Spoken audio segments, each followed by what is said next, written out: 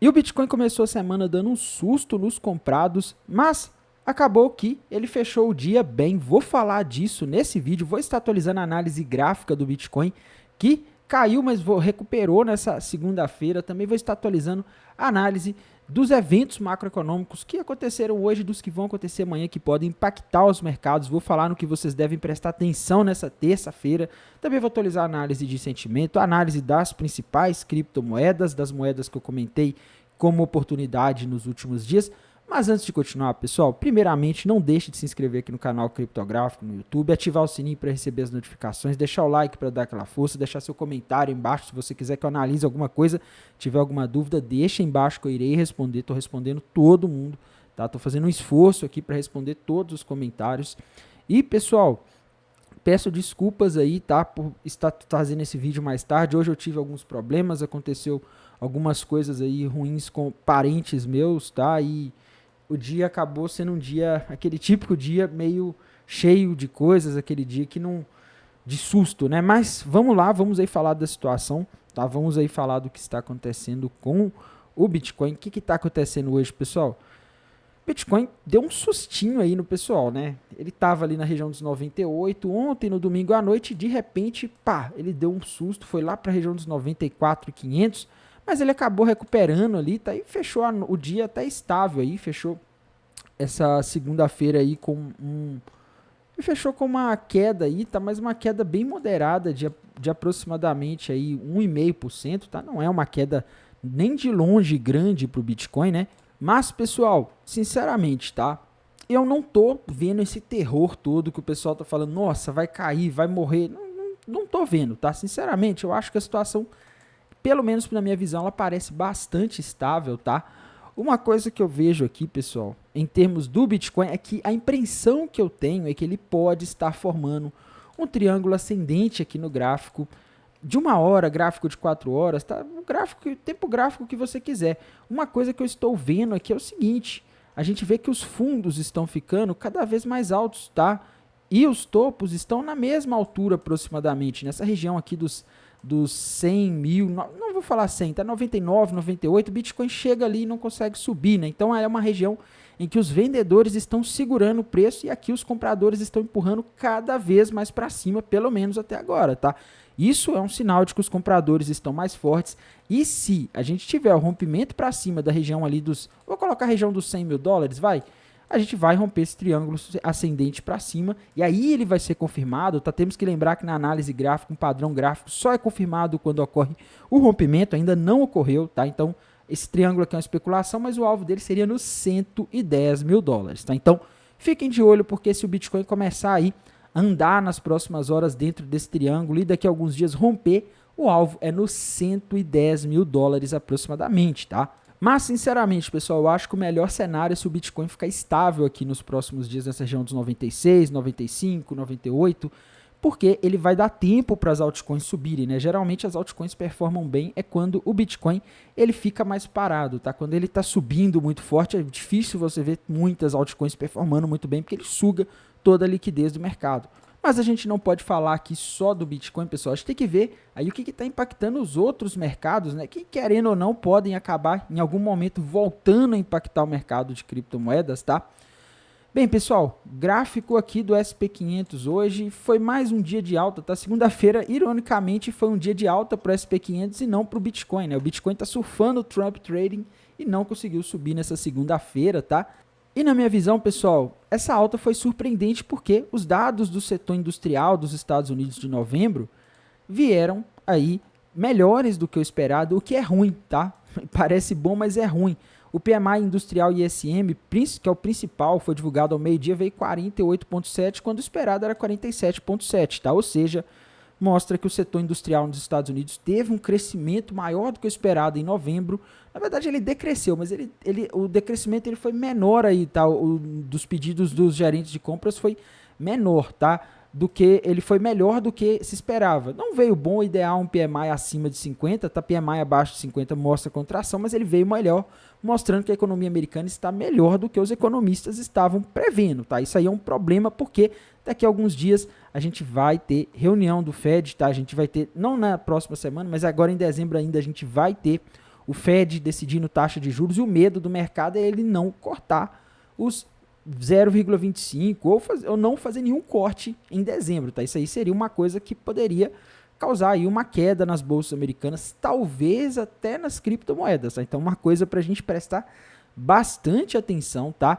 Amanhã, pessoal, no caso hoje já, né, na terça-feira a gente vai ter oferta de empregos JOLTS ao meio-dia, esse dado é importante, ele não pode vir acima do esperado, estão esperando aí 7.490, se vier um número maior do que isso, pode indicar para o mercado que o mercado de trabalho americano está muito forte e que o Fed não vai poder cortar os juros, tá? Então, amanhã a gente vai ter um dado crucial nessa terça-feira, né, já está virando hoje.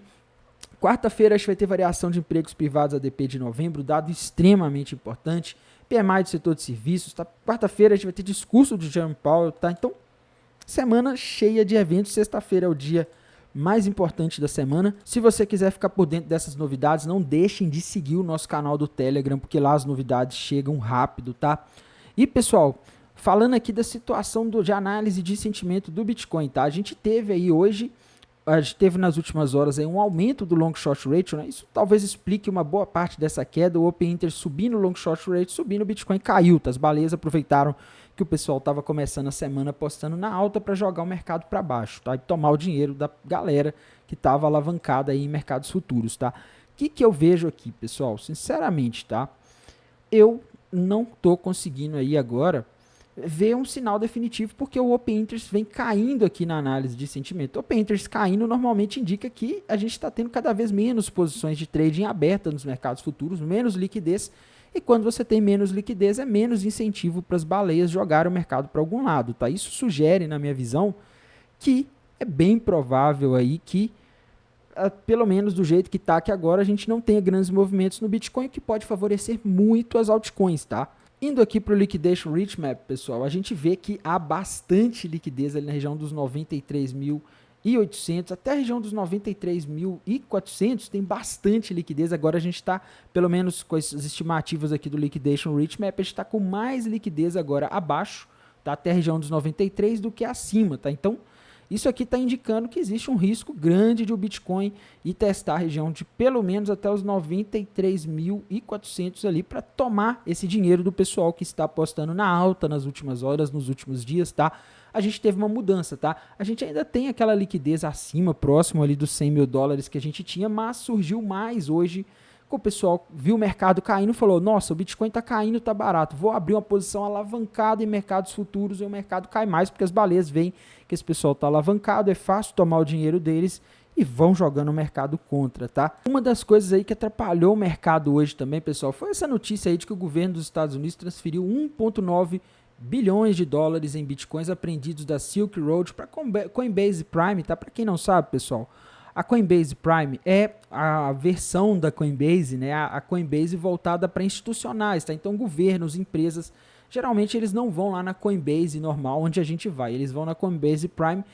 E muita gente falou, olha, eles estão movendo esses 1,9 bilhões de Bitcoins apreendidos para Coinbase Prime, eles vão vender. Só que o pessoal esquece que a Coinbase Prime, ela não é apenas uma corretora, tá? Não é só para comprar e vender que eles usam. Ela também oferece serviços de custódia, tá? Então, o que é custódia? É guardar, tá? O governo, geralmente, eles terceirizam a custódia, que é engraçado, né? A custódia de cripto, normalmente, ela é para ser sua, mas os governos, geralmente, fazem isso, tá? Eles terceirizam para uma empresa igual a Coinbase Prime e ela guarda para eles, tá? Então, é como se ela fosse um banco aí de criptomoedas para o governo americano. Então, eles acaba que não dá para julgar que eles vão vender, tá? E fora que 1,9 bilhões... Dado o volume de negociação do Bitcoin hoje, eu não sei se é uma coisa assim tão expressiva, tá? As últimas vezes em que a gente teve essas notícias aí de Bitcoins sendo transferidos do governo americano, do governo alemão, isso gerou mais queda, pelo medo que as pessoas tiveram disso gerar queda e elas acabaram vendendo antes do que pelo evento em si, tá? O governo americano, muitas vezes, ele só moveu esses Bitcoins aí de carteiras, nem vendeu, e o pessoal já começava a vender, ficava com medo, e o mercado caía mais por causa do medo do que pelo fato, tá? Então isso aí para mim pode ser classificado como FUD, tá? Como uma notícia aí que a intenção dela normalmente é se espalhar para assustar os investidores e faz o preço cair mais pela notícia do que por qualquer outra coisa, tá? Em termos de análise das principais criptomoedas, pessoal, eu vou começar hoje pela Cardano, normalmente eu começo pela Ethereum, tá? Por quê, pessoal? Não sei se vocês viram, tá? A XRP subiu forte aí, bateu mais do que os alvos que eu estava desenhando, né? A XRP tá forte pra caramba, tá? Mas a Cardano pode ser a próxima XRP, pessoal. Vou falar daqui a pouco da XRP, o que está acontecendo, tá? Mas a Cardano, nesse momento, ela tá aí rompendo nas últimas horas também um padrão de alta para cima, assim como a XRP fez, tá? Se a gente for aqui para o gráfico semanal, por exemplo, semanal a gente não consegue ver, né? Mas no gráfico diário, ela rompeu para cima uma bandeira de alta com alvo lá na região de $1,49. Então a Cardano, ela pode subir bastante aí nos próximos dias ou horas, tá? Então fiquem de olho, porque a Cardano, XRP e Dogecoin são as 3 altcoins do Trump Trading, tá? Ou seja, moedas aí que se beneficiam da vitória do Donald Trump lá nos Estados Unidos, moedas que tendem a se valorizar aí com essa vitória, tal, que acaba, já citei várias vezes os motivos, tá, mas isso acaba beneficiando essas moedas, tá? A gente vê que a XRP está tendo um desempenho excepcional, Dogecoin também andou subindo forte nas últimas semanas, tá? Parou nos últimos dias, mas ADA, XRP e Dogecoin são moedas para vocês ficarem de olho, porque elas são moedas explosivas aí para os próximos dias e eu acho que a Cardano tem potencial. Aqui eu estou olhando o gráfico diário, tá? Se eu for lá para o gráfico semanal da Cardano, né, para ver o que a gente tem, olha isso daqui, pessoal. Cardano rompeu um gigantesco fundo duplo aqui no gráfico de semanal, tá? Se a gente fizer projeção aqui desse fundo duplo da Cardano para saber até onde que ela pode subir aí nos próximos dias ou horas, o alvo está lá nos $2, tá? Então o Cardano aí pode quase que dobrar de valor aí em questão de dias ou semanas, tá? Igual aconteceu com a XRP. Então fiquem de olho porque a Cardano tá muito forte, o pessoal menospreza muito a Cardano, mas ela é uma moeda aí que ela tem seu valor. O Charles Hoskinson, o fundador dela, provavelmente, pelo menos estão especulando que ele pode ter algum cargo relacionado aí à regulamentação ou políticas voltadas para cripto no governo do Donald Trump, tá? Então isso meio que acaba beneficiando indiretamente a Cardano. E eu não sei, tá? Eu acho que ela tá muito forte, eu acho que o pessoal tá menosprezando muito a Cardano, tá? Então, olho na Cardano, tá? Tem que falar aqui também, pessoal, da XRP que subiu muito hoje, né? A semana mal começou, ela já tá subindo aí 18%, tá? Se a gente for aqui pro gráfico diário da XRP, pessoal, ela subiu aí em torno de 18% hoje, né? E eu tinha falado aí no último vídeo que ela parecia estar fazendo uma flâmula, tá? Eu acho que foi dessa flâmula aqui, não foi essa, tá? Mas eu tinha falado aí de alvo para ela ali na região dos 2,50, né? Eu não tinha passado alvos tão altos assim, tá? Mas ela simplesmente não para de subir, tá? A XRP, pessoal, o que vocês devem prestar atenção nela aqui agora é que ela tem uma região de resistência se aproximando, tá? O topo histórico, inclusive eu falei uma coisa errada, tá? Eu falei que ela tinha rompido o topo histórico, eu estava olhando o gráfico da Binance, que não tinha o histórico todo, tá? O topo histórico dela foi lá em 2017, em dezembro de 2017 ela bateu ali na região de aproximadamente, vamos ver aqui, $3,31, tá? E a XRP agora está quase chegando nesse preço, já passou o topo de 2021, meus amigos. Pois é, XRP passou o topo de 2021, tá? E o alvo para a XRP, na minha visão, aí, o ponto em que ela pode chegar em breve é a região ali dos $3,30. Já está relativamente perto, tá? Ela agora não tem outra resistência no caminho, só que quando ela chegar ali, pode acontecer o que aconteceu com a Solana, tá? A Solana subiu muito nos últimos dias, mas quando chegou ali, nas últimas semanas, quando chegou na região do topo histórico, ela travou, tá? Ela não tem conseguido passar por enquanto. Pode acontecer o mesmo com a XRP, porque o topo histórico é uma resistência psicológica muito grande, tá? Não que não possa romper, mas geralmente quando você chega no topo histórico, as coisas ficam um pouco mais difíceis, tá?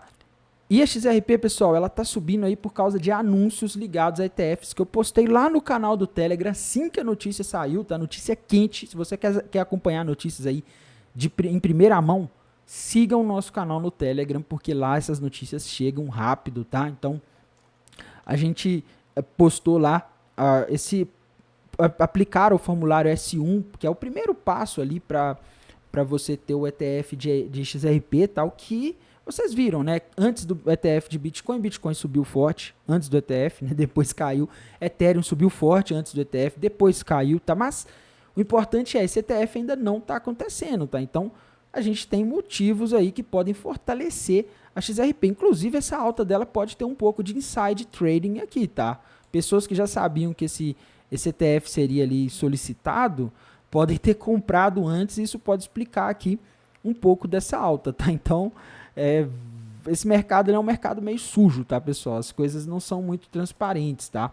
Vou falar aqui, pessoal, também da Ethereum, tá? Que é outra moeda importantíssima do mercado, que o pessoal gosta muito. Eu, sinceramente, acho que essa moeda está perdendo relevância, tá? Mas cada um aí tem sua opinião, né? Ontem parecia que ela estava fazendo um triângulo ascendente, mas ela acabou rompendo e voltou ali para a região dos 3.600.